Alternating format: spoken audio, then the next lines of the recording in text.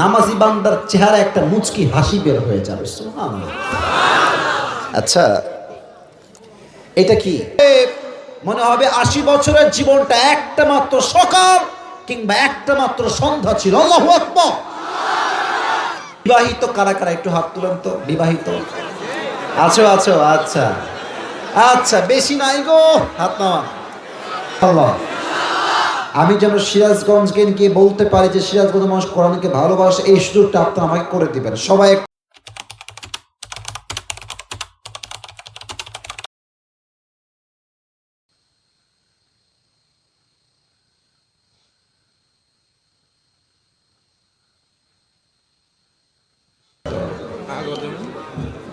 আসসালামু আলাইকুম ওয়া রাহমাতুল্লাহি ওয়া বারাকাতুহু।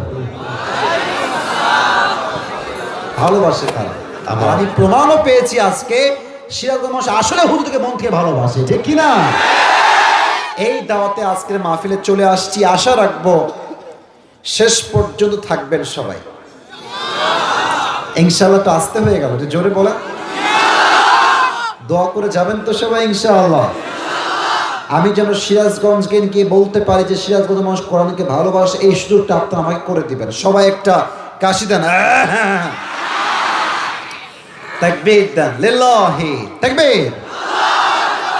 আমি প্রথমে ভূমিকায় কিছু কথা বলছি, ভূমিকার কথা শেষ হলে আমি আমার মূল আলোচনায় ফিরে যেতে চাই। দিন শেষ, অনেক জ্বালাইছেন আপনারা গো, বহু জ্বালাইছেন, হক কথা বলতে পারি না। আর আমাদের যিনি ছিলেন আমাদের মাননীয় কনফার্ম জান্নাতি আমাদের আপা, তো উনি মিডিয়ার সামনে বলছে আমার দোষ কোথায়। এক বউ তার স্বামীর জীবন তছনছ করে ফেলেছে, এখন স্বামী বলছে তোর সঙ্গে আমি থাকবোই না, তালাক। বউ বলছে আমার দোষ কোথায়। উনি আর একটা কথা বলেছেন, আমার অবাক লেগেছে। উনি বলছেন যে আমি কিন্তু এখনো পদত্যাগ করি না, আমি এদেশের প্রধানমন্ত্রী এখনো আছি, চট করে আমি ঢুকে পড়ব। তা আমি বলি কি ভাই, আপনার প্রধানমন্ত্রী আপনি আছেন আমরা জানি, আপনাকে বুঝতে হবে বিয়ে যদি ঠিক না হয় তালাকের কোনো কথাই তো আসবে না যুবক ভাই। আপনি তো প্রধানমন্ত্রীর চেয়ার দখল করেছেন রাতের আধারে ভোট ডাকাতি করে যুবক ভাই। তা আপনার প্রধানমন্ত্রী হয়তো ঠিক হয় না, আপনার এই পদটা কই থেকে আসবে? ও আসলে চট করে আসেন, আমরাও রেডি আছি, সমস্যা নাই। আমাদের কথা একদম ক্রিস্টাল ক্লিয়ার কথা ভাই, এই দেশে আমরা নারী নেতৃত্ব আর দেখতেই চাই না সিরাজগঞ্জের ভাই। আমরা কি চাই আগামীতে? আমরা চাই পুরো দেশ কোরআনের দেশ হবে, কোরআনের রাজ কায়েম হবে এই দেশে। একটা শহীদ আবু সাইদ নয়, যদি আগামীতে আবার ডাক আসে মাতৃভূমিকে স্বাধীন করবার জন্য রক্ত দিয়ে জীবন দিয়ে আবার শহীদ হয়ে স্বাধীন করতে হবে। শহীদ হতে কারাগার প্রস্তুত, হাত লাল লাগে দেখা দাও।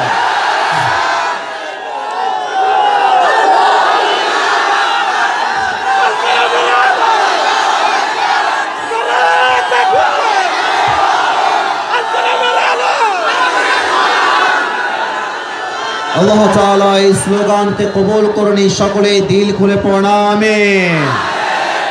রক্ত দেওয়ার জন্য প্রস্তুত সবাই আছেন তো ইনশাআল্লাহ? আল্লামা সাইদি হুজুরের নাম শুনছেন না? নাম শুনছেন না আপনারা সবাই? সাইদি সাহেব বলতেন বেশি বাড়াবাড়ি কইরো না, তোমরা থাকো গাছের আগায়, আমরা থাকি গোড়ায়।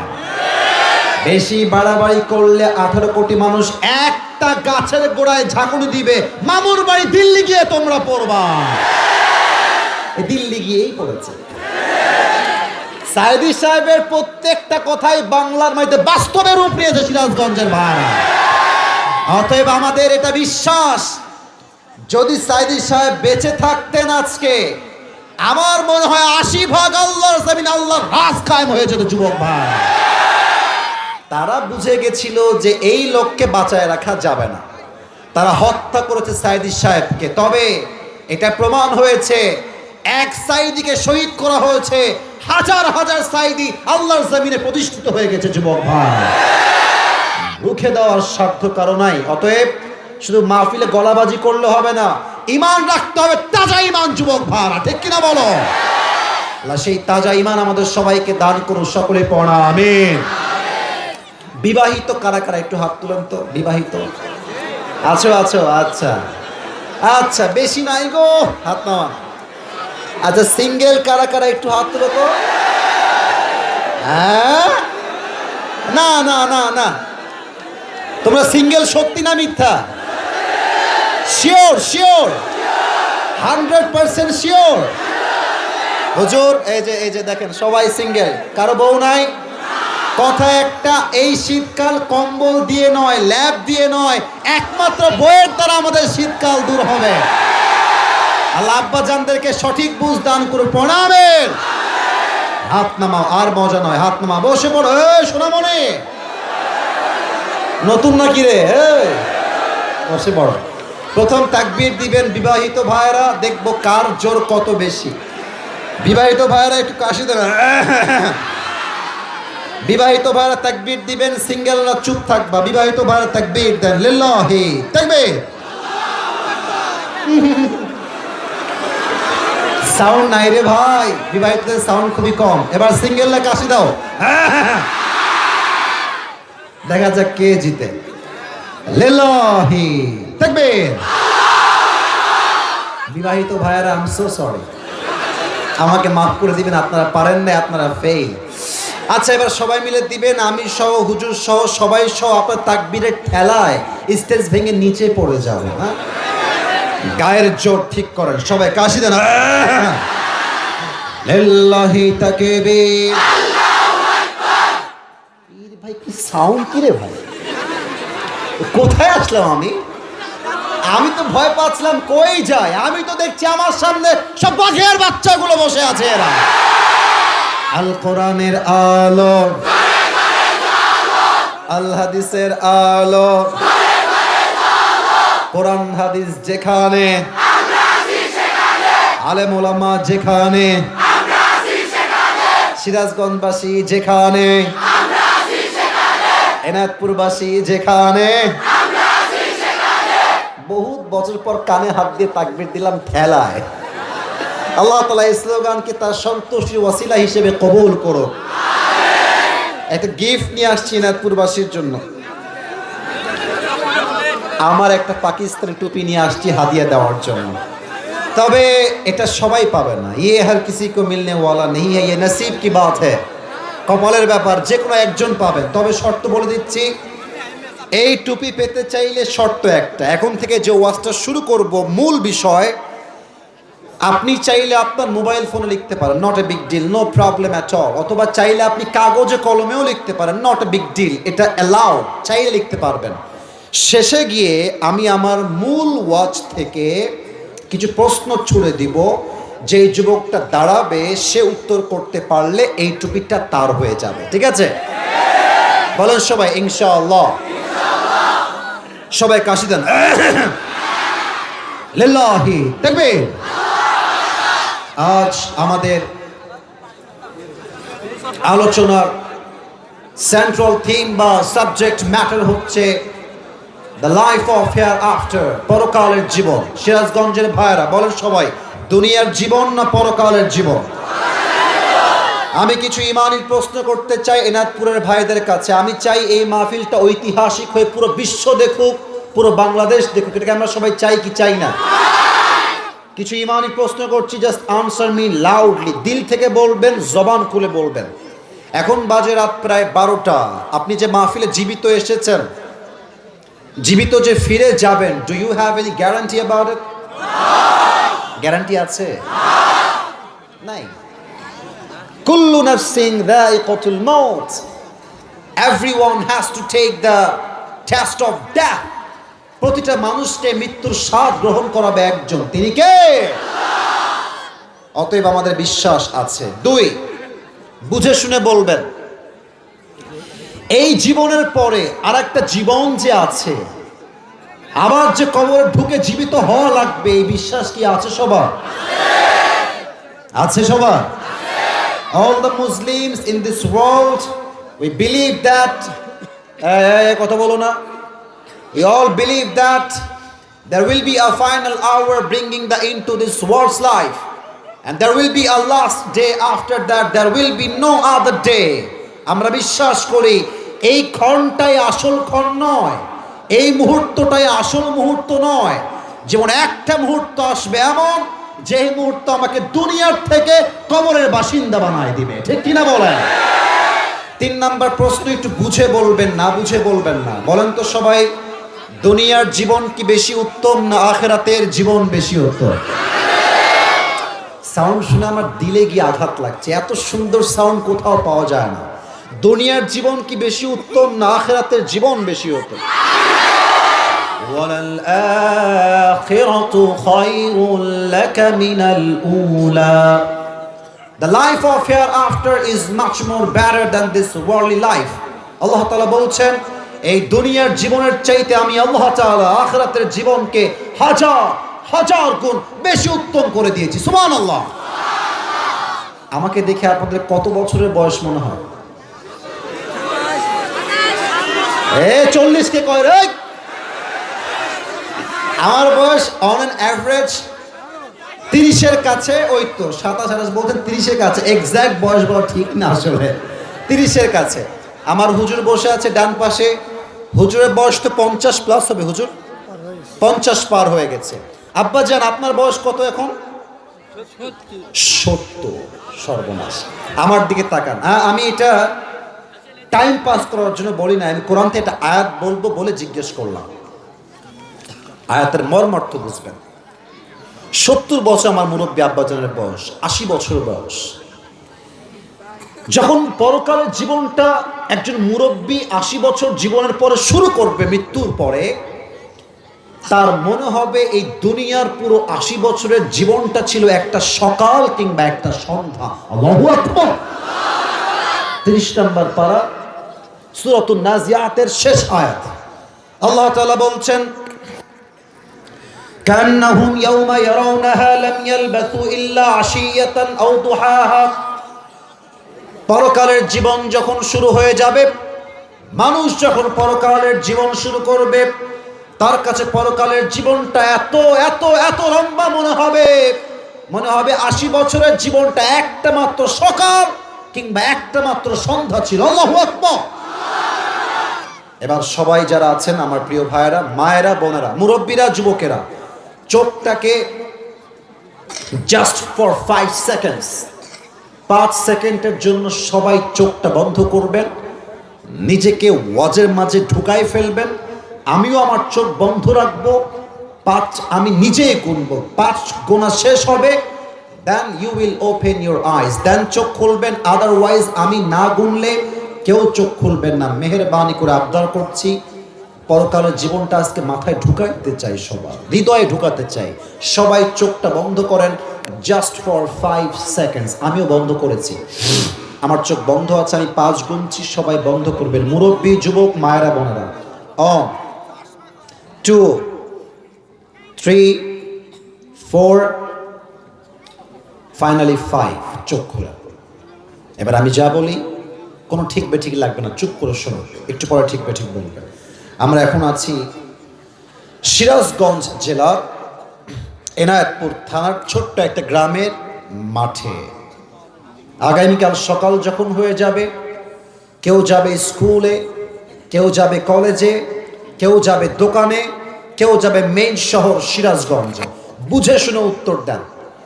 সিরাজগঞ্জের যে হাইওয়ে রোড, এখান দিয়ে সোজা ঢাকা চলে গেল, ওদিক দিয়ে নাটোর, বনপাড়া, রাজশাহী, চাপাই, এই যে মেইন রোড হাইওয়েটা, এখানে যে বাসগুলো চলে, যে ট্রাকগুলো চলে, হানিফ বাস বলেন, দেশ ট্রাভেলস বলেন, ন্যাশনাল বলেন, গ্রামীণ বলেন, যত বাস চলে মেইন রোডে হাইওয়েতে, এনায়েতপুরের ভাইরা, এর স্পিড কি কম হয় না অনেক বেশি হয়? আমার তো মনে হয় যে যারা বাইক চালাও তোমরা, আমিও বাইক চালাই খুবই কম যদিও, বাট আমি দেখেছি এই বাসের ড্রাইভাররা আমাদের মতো বাইকারদেরকে মানুষই মনে করে না, এরা ঠাস করে চাপায় দেয় ডান দিকে। আমি বলি শোনো, তোমাদেরকে যদি আগামীতে কোনো বাসের ড্রাইভার চাপায় দেয়, গাড়ি আবার ঘোরাবা, বাইক সামনে যাবা, ওর গাড়ির সামনে বাইক থামা। বেটা তোর সাহস কে দিল তোকে? ওরে জায়গায় পিটাইতে হবে যুবক ভাইরা, ঠিক কিনা বলো?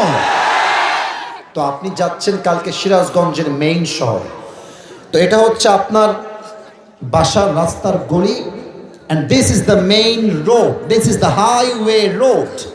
আপনি যাবেন সিরাজগঞ্জের শহরের দিকে, জাস্ট গলির থেকে উঠে বামে যাবেন, this is your destination, এটা হচ্ছে আপনার গন্তব্য। উঠেই যখন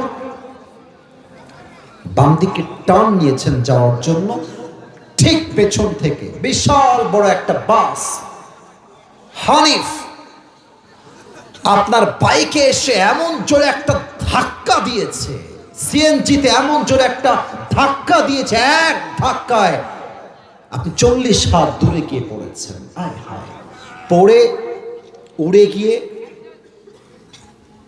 হেড সাইড, কপালের এই জায়গাটা, যে নিচে রাস্তার যে ফ্লোর আছে, শক্ত শক্ত পাথর, পিচ ঢালাও করা পাথর, সোজা গিয়ে এমনি বাড়ি লেগেছে।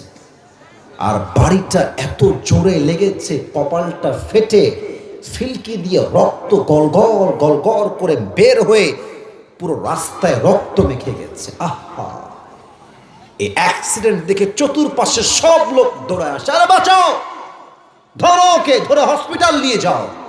কোনো মতে আপনাকে ধরে সবাই মিলে সিরাজগঞ্জের সদর হসপিটাল নিয়ে গেছে। আপনার কোনো সেন্স নাই, চোখ বন্ধ, মুখ দিয়ে কোনো কথা নাই। হঠাৎ 24 ঘন্টা পর আপনি আপনার চোখ খুলেছেন, আমি কোথায় আসলাম? দেখছেন আপনার যে রুমটা ডানেও সাদা, বামেও সাদা, সামনেও পেছনেও উপরে সব সাদা, বেড সাদা, কভারটা সাদা, চাদরটা সাদা, everything is just look like a white colour, সবই হচ্ছে সাদা। আমি আসলাম কোথায়, আমি ছিলাম কোথায়?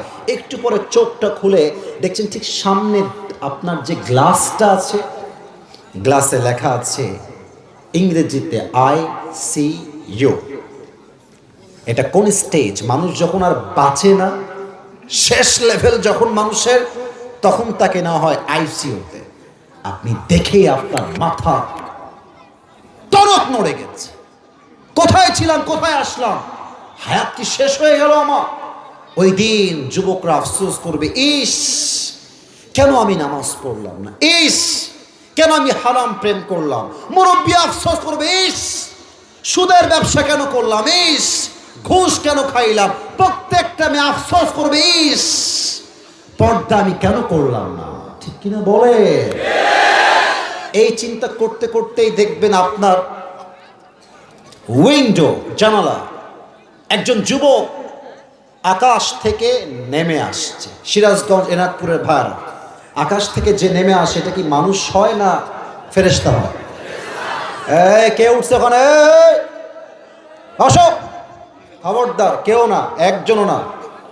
যারা আছেন, এখনো আছেন, শেষেও থাকতে আপনারা বাধ্য, ঠিক কিনা বলেন? এক ফেরেশতা নেমে আসছে। দেখছেন ফেরেশতার রূপ হবে দুই ধরন। আমি একটু ব্যাখ্যা করতে চাই। এখানে অনেকে আছেন নামাজি, অনেকে আছেন বেনামাজি। অনেকে এই মাহফিলে আছেন, রাগ করবেন না, এশার নামাজও পড়ে নাই, ফজরটাও পড়বে না, রাগ করবেন না। এরকম লোক বাংলাদেশে মাহফিলে এখানে আছে না? দেখেন, মৃত্যুর সময় নামাজির মৃত্যু হবে একরকম, বেনামাজি বান্দার মৃত্যু হবে আর এক রকম। নামাজি বান্দার সামনে যখন মালাকুল মউত আসবে, তার চেহারা হবে যুবকের মতো, একদম সাদা ধবধবে যুবক। তার দেহে যেই জুব্বা হবে, এটা হবে সাদা জুব্বা, আর তার চেহারায় থাকবে চাপ দাড়ি। তার চেহারার নূর দেখে নামাজি বান্দার চেহারা একটা মুচকি হাসি বের হয়ে যাবে। সুবহানাল্লাহ। আচ্ছা, এটা কি? একটু ভালো করে ধরে, এটার নাম কি? একটু সবাই দেখেন তো এটার দিকে। এটা কি গোল না চারকোনা ভাই? চারকোনা, জাস্ট লুকিং লাইক এ রুমাল, চারকোনা রুমালের মতো মনে হচ্ছে। আয় হায় হায়, কি সুন্দর হাদিস। কাফাম মিন আকফানিল জান্নাহ ওয়া হানুত মিন হানুতিল জান্নাহ। নামাজি বান্দার রূহকে কবজ করবার জন্য আল্লাহ তাআলা জান্নাত থেকে একটা লাল রেশমি রুমালের 4 কোনা জান্নাতি রেশমি রুমাল দুনিয়াতেই পাঠিয়ে দিবে। সুবহানাল্লাহ। মালাকুল মউত ডাক দিয়ে বলবে, ইয়া আইয়াতুহান নাফসুল মুতমাইন্না উখরুজি ইলা মাগফিরাতিল্লাহি ওয়া রিজওয়ানি। এই প্রশান্ত আত্মা, বের হয়ে আসো। কোন দিকে বের হয়ে আসবা? আল্লাহর জান্নাত তোমার জন্য অপেক্ষায় আছে, তুমি জাস্ট বের হয়ে আসো। সুবহানাল্লাহ পড়েন।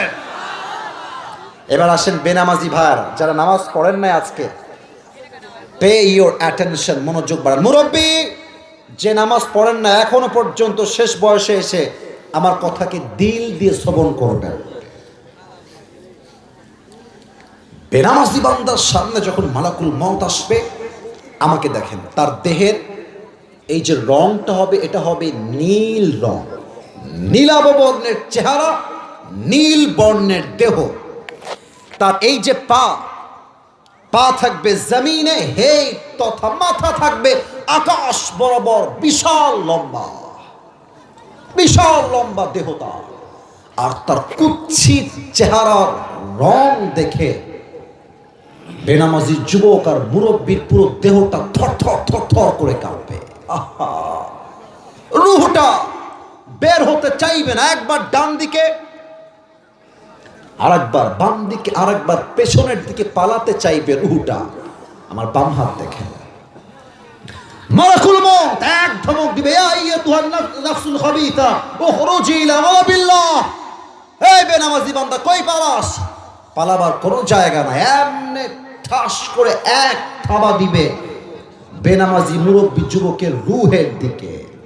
যখন রূহটাকে ধরবে, এমনি যখন টেনে হিচড়ে বের করবে, হাদিসে আসছে একটা জীবিত ছাগলকে জাবেহ না করে তার চামড়া কেউ যদি চাকু দিয়ে এমনি ছিঁড়ে ফেলে, চাকু দিয়ে, ওই জীবিত ছাগলটার যে পরিমাণ কষ্ট হয়, কমসে কম তার চাইতে 70 গুণ বেশি কষ্ট দিয়ে বেনামাজি বান্দার রূহকে কবজ করা হবে। সকলেই বলেন নাউজুবিল্লাহ। এই কষ্ট কেউ সহ্য করতে পারবেন? বলেন না, কেউ পারবেন আপনারা সহ্য করতে? আল্লাহ, আমি তোমার কাছে দোয়া করি, আল্লাহ আমাদের সবাইকে তুমি মৃত্যুর কষ্ট থেকে বাঁচাই দিও। না আমিন না বলে তো দোয়া কবুল নাও হতে পারে। বলেন সবাই আমিন। আচ্ছা আমাকে দেখেন তো, আমার এই যে জামা, এত কাপড়, এত ভাব, এত সুন্দর টুপি, মরে গেলে কি কিছুই আমার দেহে থাকবে? এই যে আমাদের বাড়ি নিয়ে আমরা গৌরব করি, এটা আমার বাড়ি, এটা আমার জমি।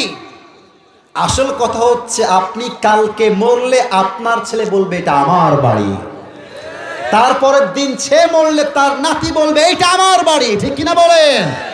আসলে কোন বাড়ির মালিক আমরা নই, সব বাড়ির মালিক একজন, তিনি কে? পরের জায়গা পরের জমিন, ঘর বানায় আমি রই, আমি তো সেই ঘরের মালিক নই। বলেন সবাই, পরের জায়গা পরের জমিন, ঘর বানায় আমি রই, আমি তো সেই ঘরের মালিক নই। ঘরের মালিক কে? সেই ঘরখানা যার জমিদারি, আমি পাই না তাহার হুকুম জারি, আমি পাই না জমিদারের দেখা, আমি পাই না জমিদারের দেখা, মনের দুঃখ কারে কই, আমি তো সেই ঘরের মালিক নই। ঠিক কিনা বলে? এই ঘরের মালিক আমরা কেউ নই। মৃত্যুর সঙ্গে সঙ্গেই জায়গা হবে 3.5 হাত মাটির কবরে। একটা প্রশ্ন করবো এইবার, উত্তর অনেকে ভুল ভাল দিবেন। Please try to think about it before you answer of my question. একটু ভাবেন, তারপরে উত্তর দেন। কবরে মোট প্রশ্ন হবে কয়টা, কে বলতে পারে? 3টা। যারা বলেছেন দে আর রং, সরি। মোট প্রশ্ন হবে 4টা। বলেন সবাই। না, বলতে হবে জোরে, বলেন সবাই। কয়টা? 1। আমি বলবো, আপনারা উত্তর দিবেন। প্রথম প্রশ্ন, আমার রব, তোমার রব কে? একটু আগে সাউন্ড খুব ভালো ছিল। বলেন সবাই, রব কে? আমাদের রব যে আল্লাহ, আমরা খুশি না বেজা? দিল খুলে পড়েন আলহামদুলিল্লাহ। আল্লাহ আমার রব, দমে দমে তনু মনে তারি অনুভব, তোমার দুনিয়াতে আমি যেদিকে তাকাই, অথই নেয়ামতে ডুবে আছি সবাই। পাখ পাখালির কণ্ঠে শুনি তাসবিহ কল রব, তাসবিহ কল রব। পড়েন সবাই, আল্লাহ আমার রব, এই রবই আমার সব। রব কে? দুই নাম্বার প্রশ্ন হবে ওয়ামান নাবিয়্যু কাতারিফু হাদার রাজুল, do you know who is this person? তুমি কি জানো যে এই ব্যক্তিটা তোমার কে হয়? আমরা বলবো হাদা নাবিয়ুনা মুহাম্মাদুর রাসূলুল্লাহ সাল্লাল্লাহু আলাইহি ওয়াসাল্লাম। তবে হ্যাঁ, একটা কথা বলে ফেলি, এটা কিন্তু সবাই উত্তর দিতে পারবে না। আমাকে দাঁড়িয়ে রেখে কি খ্যাত লাগতেছে? তো আসতে কোন কেন? আনস্মার্ট লাগতেছে? আনকোয়ালিফাইড লাগতেছে? অনেক মেয়ের দাঁড়িয়ে রাখলে একটু চুলকায়, তারা বলে আমার দাড়িওয়ালা চলবে না। গাঞ্জাখোর হলে বলবে ওয়াও। কিছু মেয়ের চরিত্র এত খারাপ, দিনদার ছেলে পছন্দ হয় না, গাঞ্জাখোর দেখলে এদের পছন্দ হয় যুবক ভাই। আচ্ছা বলেন তো, আমার নবীর চেহারায় দাড়ি ছিল কি ছিল না? আমার নবীর মতো সুন্দর এই তল্লাটা আর কেউ হতে পারে? যাদের চেয়ে সুন্দর তুমি নবী আমার কামলিওয়ালা, দো জাহানের বাদশা তুমি প্যারা নবী সাল্লে আলা, দো জাহানের বাদশা তুমি প্যারা নবী সাল্লে আলা, চাঁদের চেয়ে সুন্দর তুমি নবী আমার কামলিওয়ালা। সুবহানাল্লাহ। অতএব শিক্ষা একটা আমার সিরাজগঞ্জের ভাইরা, যুবক ভাইরা, যেই মেয়ে তোমাকে দাড়ি রেখে বিয়ে করতে চাইবে না, সোজা কথা, স্পষ্ট কথা, সে তোমার বউ হওয়ার কোনো যোগ্যতাই রাখে না। আর যে তোমাকে দাড়ি রেখে বিয়ে করতে চাইবে নবীর সুন্নাহের জন্য, একমাত্র সেই তোমার বউ হওয়ার যোগ্যতা রাখে। ওয়ামান নাবিয়্যু, who is your prophet? Third question, ওয়ামা দীনুক, তোমার ধর্মের নাম কি? বলেন সবাই, আমাদের ধর্মের নাম। এই দিল খুলে বলতে হবে, আমাদের ধর্মের নাম ইসলাম। খুশি তো মুসলমান হয়ে? এই দেশটা কি ইসকনের দেশ না মুসলমানের দেশ? একটা কথা মনে পড়ে গেল, ওয়াজের মাঝে বলা যাবে না, তাই না? না সবাই বলে না, বলা যাবে না। আওয়ামী লীগ চলে গেছে, বাট তাদের সাজেশ এখনো থেমে নেই। তারা এখন ইসকনকে দিয়ে আবার গদি দখল করতে চায়। বলে না পাগলের সুখ মনে মনে। আপনার হাতে র‍্যাপ ছিল, বুঝবেন কথা, আমি কিন্তু কথা ফালতু বলছি না। 5 আগস্টের সকালবেলাও আপনার হাতে র‍্যাপ ছিল, বিডিআর ছিল, আর্মি ছিল, সেনাবাহিনী ছিল, পুলিশ ছিল, গুন্ডালিক বাহিনীও আপনার হাতেই ছিল। এত কিছু দিয়েও তো ক্ষমতার চেয়ার ধরে রাখতে পারেন নাই। আর আপনি বিদেশ থেকে এসে চট করে ইসকন দিয়ে ক্ষমতার চেয়ারে বসে যাবেন। আর আমরা কি বসে বসে আঙ্গুল চুষবো নাকি যুবক ভাইরা? এত সহজ নয়। ইসকনকে মাথায় রাখতে হবে, এটা মুসলমানদের দেশ, এটা হিন্দুদের দেশ নয় যুবক ভাইরা। এটা ভারত নয়, এটা গুজরাট নয়, এটা দিল্লি নয় যুবক ভাইরা। এটা 90% মুসলমানের দেশ যুবক ভাইরা। এই দেশে যদি কোনোদিন পতাকা উড়ে, এটা হিন্দুর পতাকা উড়বে না, কালেমার পতাকা একদিন এই জমিনে পথ করে উড়বে। ঠিক কিনা বলেন? অতএব ওদেরকে দিয়ে মারামারি কোনো লাভ নাই। আমরা এক আছি, ঐক্যবদ্ধ হয়ে থাকতে চাই। আর যারা আমাদেরকে সম্প্রীতি শেখান, ভারতের ভাইয়েরা, আপনারা তো মসজিদ ভেঙে মন্দির গড়েছেন, আপনারা আমাদের কিছু সাম্প্রদায়িক শেখান। আপনারাই তো আসল দাঙ্গার মূল যুবক ভাইরা। অতএব আমাদের ধর্ম ইসলাম, আমরা কাউকে আগ বাড়িয়ে মারতে চাই না, কেউ মারতে আসলে আমরা ছাড়ও দেই না যুবক ভাই। 3 নাম্বার প্রশ্ন, তোমার ধর্ম কি? ইসলাম। এবার বলবে 4 নাম্বার প্রশ্ন, আরে ভাই এতগুলো উত্তর তুমি, how do you know that? How do you know that? ওমা ইলমুক, what is the source of your knowledge? তুমি জেনেছো কই থেকে ভাই? আমরা বলবো কোরআন থেকে আমরা সব জ্ঞান শিক্ষা করেছি। এই 4টা উত্তর শেষ। আল্লাহ বলবে, এই ফেরেশতা থামো থামো থামো, আর না, আর প্রশ্ন না। আমার বান্দার কবরকে তুমি এখন 70 গজ লম্বা করে দাও। আমার বান্দার কবরের সঙ্গে জান্নাতের দরজা খুলে দাও। সুবহানাল্লাহ। কবরের জীবন শুরু হয়ে গেল, কবরের পরেই আসবে পরকালের জগৎ। যারা টুপিটা পুরস্কার পেতে চান, এখন যেটা বলবো একটু মুখস্থ করে না, তবে একটা ব্রেকআপ দিতে চাই। ব্রেকআপ মানে ব্রেক দিতে চাই, নট ব্রেকআপ যে আমি ভেঙে ফেললাম সম্পর্ক, তা না। সবাই একটা কাশি দেন। আমি তাকবীর দিব না, আমি না। একজন সিঙ্গেল চাই, যার বউ নাই, তাই খুব কষ্টে সে আছে, দাঁড়িয়ে একটা বাঘের মতো তাকবীর দিবে। কে আছো? দাঁড়াও দাঁড়াও দাঁড়াও, তাকবীর দাও। কে আছে? লিল্লাহি তাকবীর বাবা, কেউ এরকম বাঘের বাচ্চা নাই? দাও, একজন দাও। হ্যাঁ, তোর বিয়ে হবে না, তুই বস বাবা, তুই বসো। জোরে জোরে জোরে কে ভাই? আপনি দেন, যে হুজুর ভাই।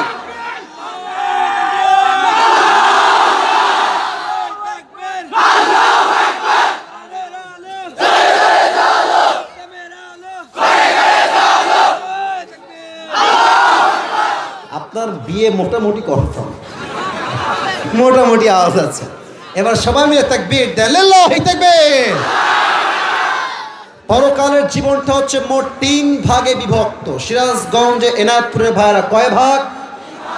এক হচ্ছে যে পরকালে বিশ্বাস করে, সেটা বিশ্বাস করবে যে আমি মৃত্যুর পরে আমাকে আবার জীবিত করবে একজন। আওয়াজ দিয়ে বলেন সবাই, তিনি কে?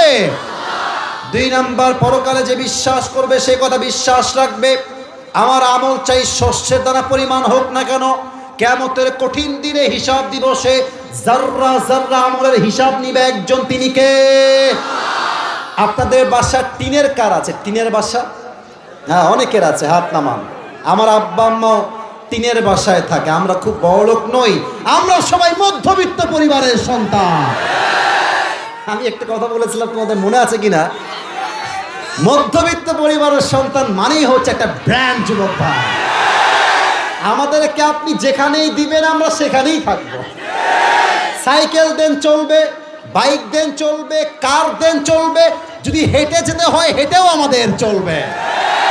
সুন্দরী বউ দেন চলবে, শ্যামলা দেন চলবে, কালো হলে বউ হলেই চলবে। আমরা যা পাই তাতেই আমরা অ্যাডজাস্ট করতে পারি। যুবক ভাই, আমরা বড়লোক ঘরের মুরগি খাওয়া ব্রয়লার মুরগি নয়, আমরা খেটে খাওয়া পরিশ্রমী মধ্যবিত্ত পরিবারের সন্তান। তো যেটা বলছিলাম, টিনের বাসায় দেখবেন ফুটা থাকে, এই যে ফুটা, ছোট্ট ছোট্ট ফুটা থাকে। দেখবেন ভোরবেলা যখন রোদ উঠে, দেখবেন ছোট্ট একটা আলো বাসায় প্রবেশ করে। আমার কথা কি বোঝা যায় না? দেখবেন ওই আলোর মাঝে ছোট্ট ছোট্ট কিছু, শোনা মনে ভাবছে সানগ্লাস করে দেখা যায় না রে, একেবারে ঠ্যাং ভেঙে দিব রে। আউন যাইতো, বম যাইতো, এখানে উঠোন যাইতো না। যুবক ভাই, তাকবীর দাও, লিল্লাহি তাকবীর।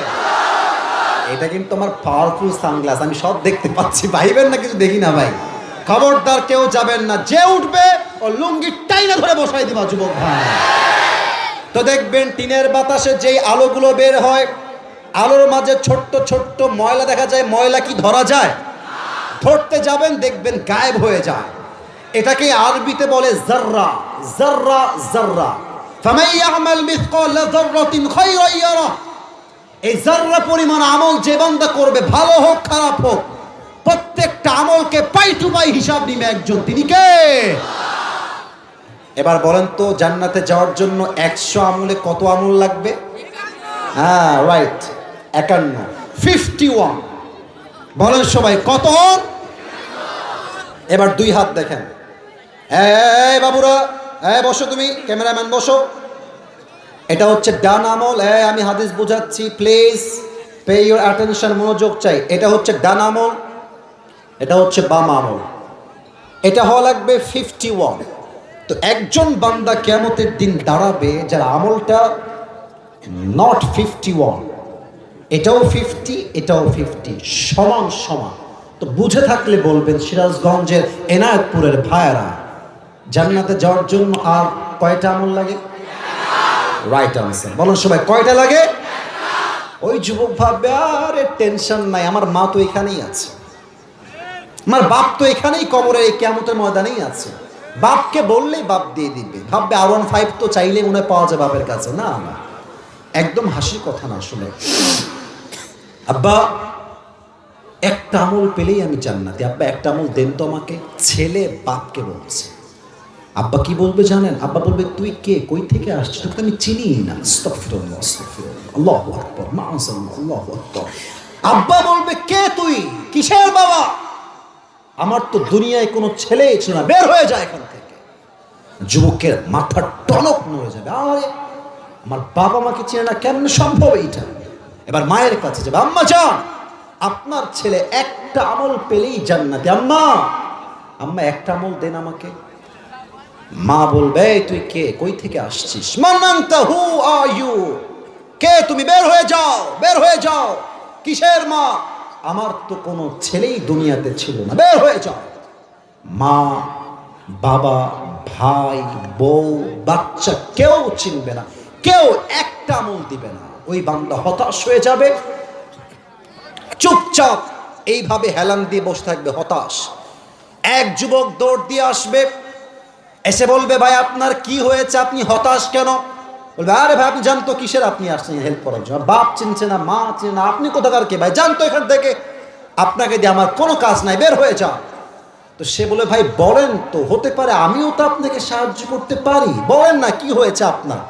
সে বলবে যে ভাই একটা আমল হলেই জান্নাত, আব্বাও দেয় না, মাও দেয় না, বউ দেয় না, বাচ্চাও দেয় না, কেউ দেয় না।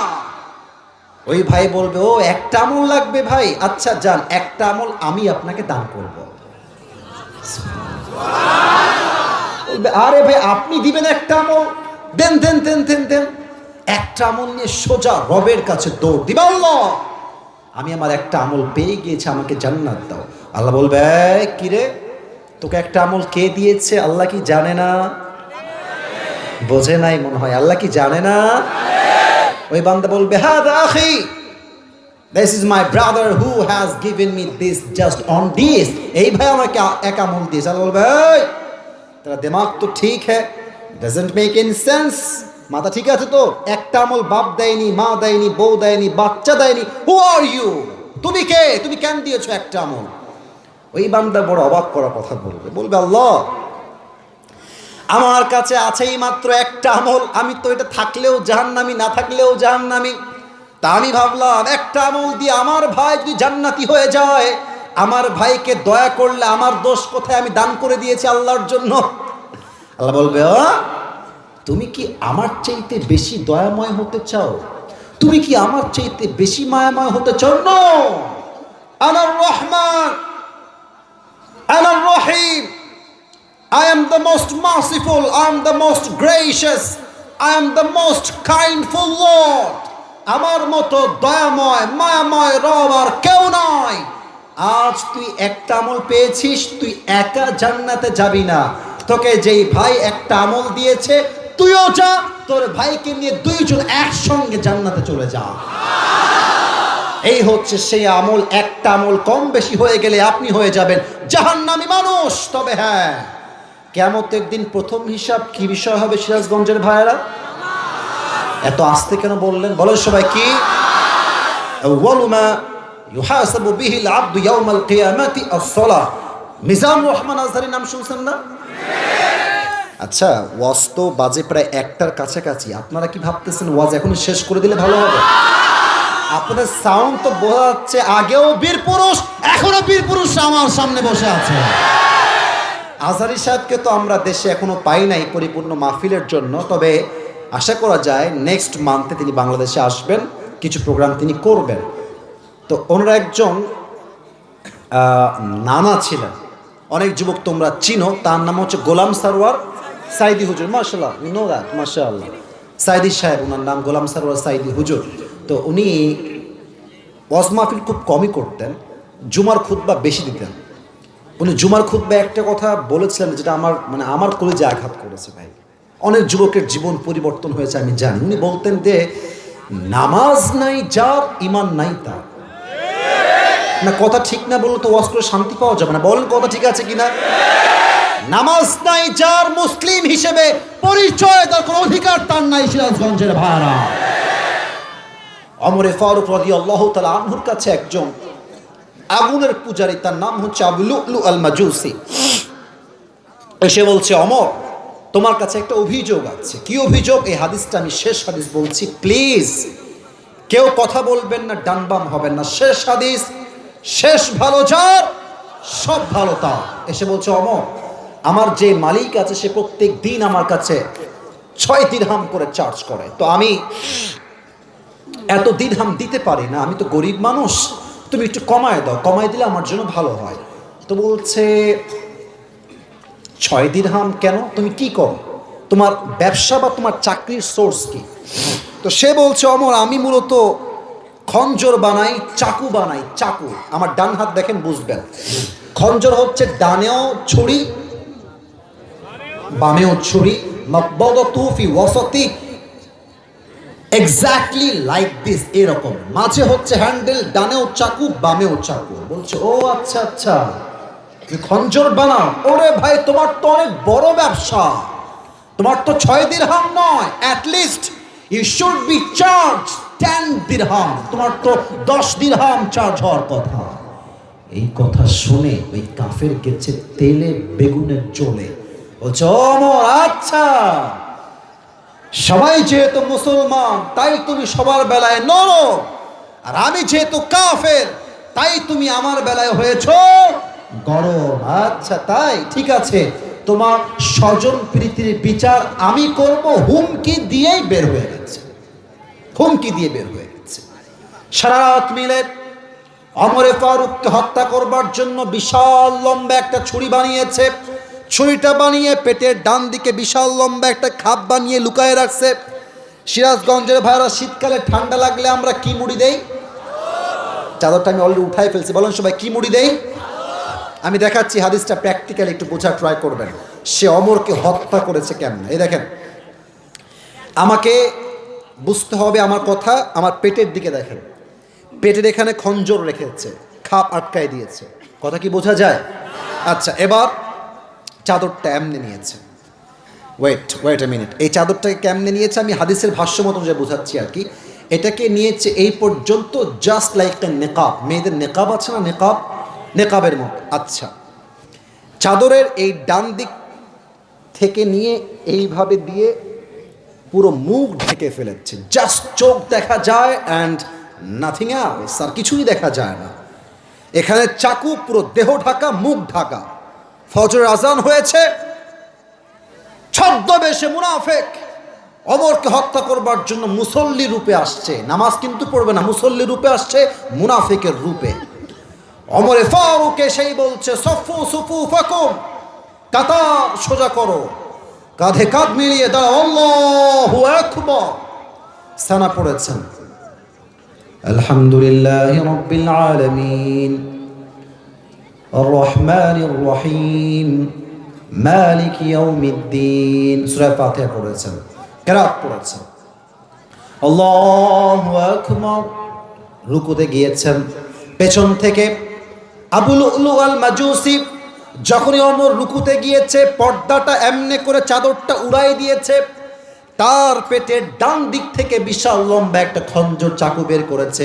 আমার চেহারা কেউ দেখবেন না প্লিজ, আপনারা সবাই যতটুকু দেখা যায় আমার পেটের দিকে তাকায় থাকেন।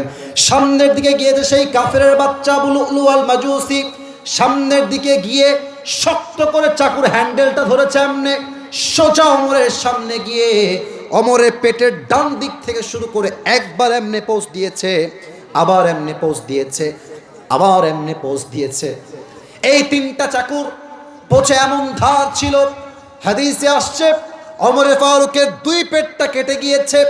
2 পেট কেটে গিয়ে পেটের থেকে নাড়ি ভুড়িগুলো সবগুলো বাহিরে বের হয়ে জমিনে গল গল করে সব রক্ত বের হয়ে গেছে।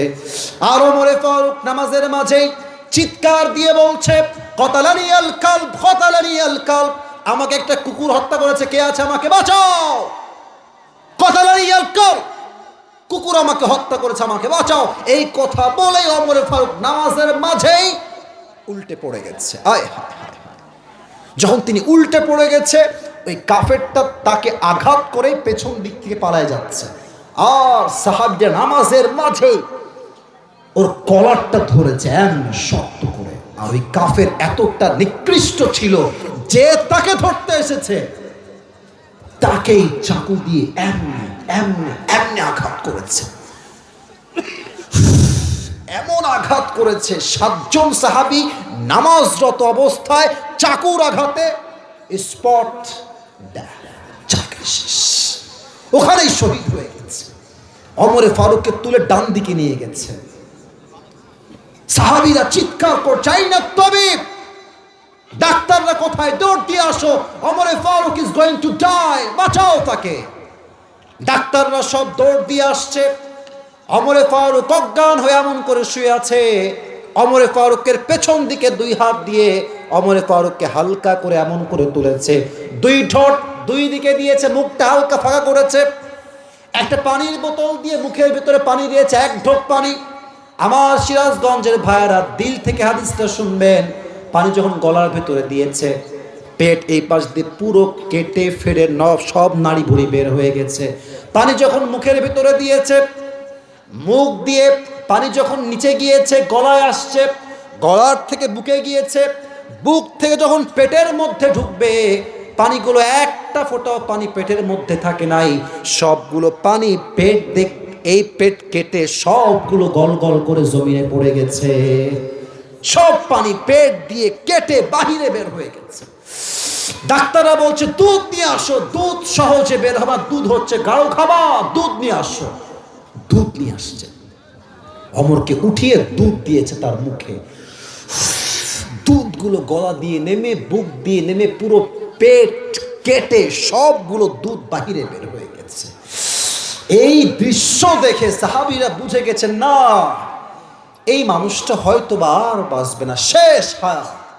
হঠাৎ করে একজন সাহাবী দেখছে ওমরে ফারুক তার চোখটা, আমার চোখ দেখেন সবাই, ঘুম থেকে উঠে দেখবেন আমার চোখটা একদম ছোট্ট করে দেখি, একদম it's a very little bit, খুবই কম। ওমরে ফারুক একটু চোখ খুলেছে, একটু, it's a very little bit, খুবই কম। একটু চোখ খোলার সাথে সাথে এক সাহাবী দূর থেকে দৌড় দিয়ে আসছে আর বলছে, মালাকা ইয়া ওমর, হে ওমর আপনার কি হয়েছে, আপনি কি ঠিক আছেন কিনা? ওমরে ফারুক কোনো কথাই বলছে না সিরাজগঞ্জের ভাইরা, উনি জাস্ট ইঙ্গিত করছেন, একবার কান একবার মুখ, একবার কান আর একবার মুখ। উনি বোঝাচ্ছেন কথা বলার শক্তি নাই, তোমার কানটা আমার মুখের কাছে নিয়ে আসো। ওই সাহাবী দৌড় দিয়ে এসে তার কানটা ওমরের মুখের কাছে দিয়েছে, ভাবছে হয়তোবা রাজ্যের কথা বলবে, যে রাজ্য দেখে রেখো, হয়তোবা ছেলের কথা বলবে, আমার সন্তানকে তোমরা দেখে রেখো, হয়তোবা বউয়ের কথা বলবে, বউকে তোমরা দেখে রেখো। না, যখনই কানটা সেই সাহাবী ওমরের মুখের কাছে বাড়িয়ে দিয়েছে, ওমরে ফারুক তার জীবনের শেষ কথা বলছে, এই সাহাবী, আসল্লান নাস, আসল্লান নাস, সন্তানবাদ, বউবাদ, মা বাদ, রাজ্যবাদ, সম্পত্তিবাদ, বাড়িবাদ, গাড়িবাদ, সব বাদ, আমাকে একটা খবর দাও, আমি যেই ফজরের নামাজের ইমাম ছিলাম, আমার অজ্ঞান হওয়ার পরে সাহাবীরা সেই নামাজটা জামাতে আদায় করেছে কিনা? সুবহানাল্লাহ। তো আসতে পড়লেন আপনার জোর, আরেকবার পড়ে সবাই সুবহানাল্লাহ। নামাজ কাকে বলে? পেট কেটে গেছে, নাড়ি ভুঁড়ি সব বের হয়ে গেছে, আল্লাহর বান্দা কনফার্ম জান্নাতের টিকিট পেয়েছে, দুনিয়াতে সব ভুলে গেছে, নামাজ ভুলে নাই, ঠিক কিনা বলে? আর আজ সিরাজগঞ্জে মসজিদে আজান হচ্ছে আর যুবকরা নির্লজ্জ বেহার মতো দাঁড়িয়ে দাঁড়িয়ে মরে মরে পাবজি এবং ফ্রি ফায়ার খেলে বেড়াচ্ছে যুবক ভাই। আজান হচ্ছে মসজিদে, রাগ করবেন না, আমি দেখেছি আজান হচ্ছে মসজিদে আর মেয়েরা পুকুরে এমন ভাবে গোসল করছে, দেহের প্রত্যেকটা অঙ্গ প্রত্যঙ্গের ভাঁজ বোঝা যাচ্ছে সিরাজগঞ্জের ভাড়া। এটা কোন মুসলমান? আমরা নামাজ পড়লে, নামাজ আমরা পড়তে চাই না, আজান হলে মুসলমানের প্রথম পরিচয় হচ্ছে নামাজ দিয়ে যুবক ভাড়া, ঠিক কিনা বলো? শেষ কথা বলছি, বলেন তো সবাই, কিয়ামতের দিন বেশিরভাগ যারা জাহান্নামে যাবে তারা কি নারী হবে না পুরুষ হবে? হ্যাঁ, তবে হাদিসে একটা ব্যাখ্যা আছে, দুইটাই আসছে। এক হাদিসে আসছে পুরুষরা যাবে, আর এক হাদিসে আসছে নারীরা যাবে। নারীরা দেখবেন 1 নাম্বার কারণ জাহান্নামে যাবে, তাকফুরনাল আশির, কথায় কথায় স্বামীকে খোঁটা দেয়। বলেন বলেন বলেন, কথা ঠিক আছে কিনা বলেন? বলবে যে স্বামী তুমি কি জানো আমার বান্ধবীকে না তার স্বামী আইফোন 16 প্রো ম্যাক্স কিনে দিয়েছে, তুমি কি জানো? হাসবেন না, এটার দ্বারা উদ্দেশ্য গল্প শোনানো নয়, উদ্দেশ্য হচ্ছে ওকে তো ওর জামাই দিয়েছে, তুমি আমাকে কবে দিবা?